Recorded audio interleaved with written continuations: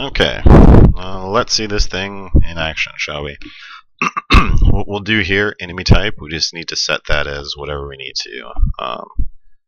So we'll do a spade ninja, and we'll make one of him. Here we'll do the heart ninja. We'll make two of them. Spawn radius is a variable, so we get that's 750. I'm not going to change that. Number of waves is 1. I think we're ready to go. Let's do this.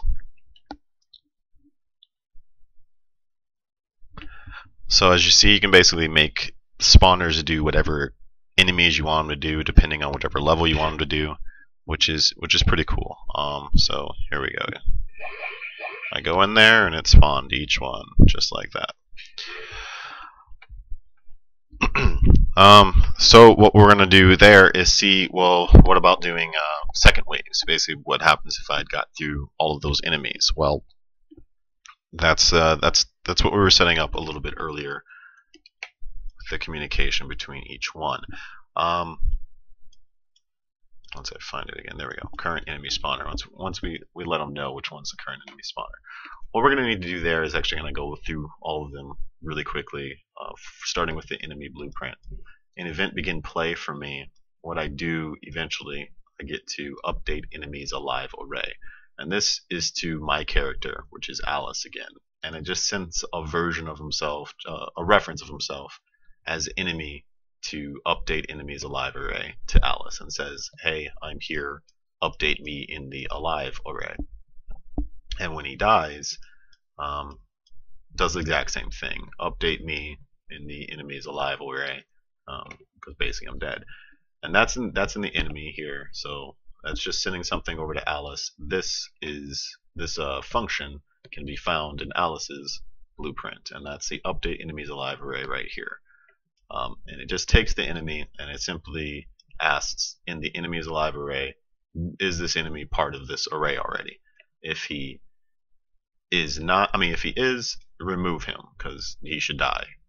He is dying, I should say. So that's why he's asking to be updated, because he's dying. If he's not already part of the array, then add him. He's asking to be added to the array. And what this is just an array for Alice to always know who's on the board currently. It helps me find an enemy to shoot when I do a bow and arrow shot or anything else. I basically know how many enemies I have on here. And because I'm doing it already in Alice, I figured I would just get this information from Alice when I do that enemy spawner, when it's asking, well, are all enemies dead? It's going to need to know that when it does wave 2. So basically I'm doing it from Alice. There's other ways you can do this, of course. You can put this in your level blueprint. You can do this in a global, some game state, something. You got plenty of options. I just happen to be doing it in Alice. So anyways, after it adds it into the array here, that's it. It's there until it gets removed, until the enemy's dead. And once the enemy dies, then it checks the length. Is it 0, basically? Was that the last enemy to die, in short? And if so, it finds the current enemy spawner and it tells them, go to the next wave. From there. Next wave, right here. It gets the current wave number and it sees if is it greater or equal to the number of waves we have going. Right now, the number of waves, I only want 1. Current wave, we're on 0 until those enemies spawn. And once again, once we check that everyone's done, we bring that up to 1. So at that point, it would say, yeah, you're good, and then it would tell Alice, get player character, cast to my character, it tells Alice, end battle. We're done with this one, you can move on, and that'll do lots of things, like tell the level blueprint to stop blocking Alice from proceeding in the level. At this point, also what I have, end battle, it goes a little slow motion for a split second, and I set up kind of a function to handle my slow motion really quickly there. Even though I haven't used it much, I will soon.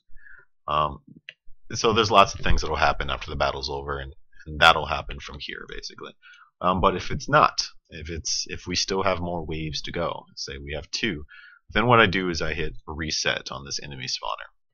What that's going to be is it's going to set one as being done. Well, it's not done anymore. We need it again. We need all these again. So we're going to set them not as done anymore.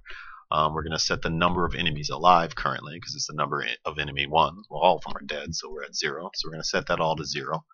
And then we're going to get the number of waves we're on. We're going to say switch on integer. And I just added this in just right before doing this tutorial, just so you guys get an idea. If you wanted 3 waves, you wanted 4 waves, you wanted 5 waves, you basically would just copy these 4 things and just the ones with the make of 3rd wave, 4th wave, and you just do that instead. And basically what it's doing is number of enemy to make on the 2nd wave, number of enemy number 1 to make on the 2nd wave. We set that as the numbers of enemy to make, and we had that earlier. It was right here, the number of enemies to make. It's just so it knows when it's done. And we just say that for the 2nd wave now. This is how many we want to make of that person. This is how many we want to make of that person. You know, whatever we want to do. And if you had a 3rd wave or 4th wave, once again, you just make another variable. You do those right there, and you just keep going through as many waves you need to do. Also, you'd be able to set enemy type, if you like, as well here. If you wanted to change enemy types. Right now I don't have that in, but you could do that as well. Right now you could set a variable that says, well, what do you want in your 2nd wave to be enemy 1? What do you want on enemy 2? That's of course if you needed, you know, more than 4 enemies in between 2 waves, or 5 or 6, or whatever you got. You can set up however many you need. You can probably use multiple spawners. You got lots of options how to go about that. But basically that's that. At that point, it's just going to keep. It's going to cycle through here until it's going to cycle through here. Sorry, exactly as we did before, and then it's going to check down here to see if they're all done exactly as we did before. It's going to increment the waves. It's going to go up one more until we're even, and then we're going to call end battle. And that once again always happens whenever we hit 0. We just simply say next wave, and then at some point it'll tell it right back, well, in battle instead. And we're going to do that in a little slow motion. We'll show 2 waves off here just real quick, just to show what we got. I'll drop this down a little bit though. In the we'll use 2 people still. Clicked on the floor there. We're going to do 0 on the 1st wave so we can get to the 2nd wave quicker. And on the 2nd wave, because these variables are editable as well, as long as you leave them editable, you'll see them here in the details panel. We're going to do 2 of that guy, and we're going to do 1 of the Heart Ninja now. And we also need to raise the waves up to 2, otherwise it's not really going to work. And once again, that should do it. It's that simple. You should be able to change as many different waves as you need when playing your game. I'll quick show off the 2nd wave, and that'll probably be it for this video. And then you can use this, of course, for Bayonetta type things. You may be able to use it for, you know, tower defense. I'm sure your logic has to change a little bit, but it's for the most part the same there. So you just simply kill your enemies, and sure enough, we get 3 more enemies spawning. So that'll do it for this video. If you guys have any questions, let me know.